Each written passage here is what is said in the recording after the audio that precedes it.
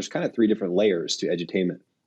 One of them is where the creator really doesn't do much of anything. You can add in sort of that edutainment element through editing, or through, like you said, you're pointing up at text and there's music being added. Very simple stuff. Anybody literally can do it. The second layer, which is more the intermediate layer, is that you're adding in other characters or other elements that you're having to add in as the creator. So for example, if I'm talking to you right now and I'm like, Mark, people are making these videos, they're literally putting people to sleep. And then I have the next scene where I'm like falling asleep, like, huh? What? I'm watching. What? Like that's edutainment, but very in a simple way where I'm just injecting little things throughout the video, but I'm having to make those adjustments as a creator.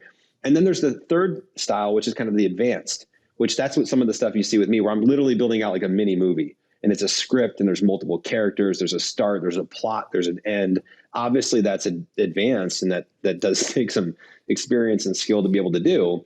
But you can start off in level 1, level 2, and then work your way up if you want to. It also depends on who you are as a creator and what strengths you have, what you want to leverage. But yeah, there's different levels to it for sure. Edutainment is just simply taking a message and making it a little more entertaining to consume than if you were just were to say it outward.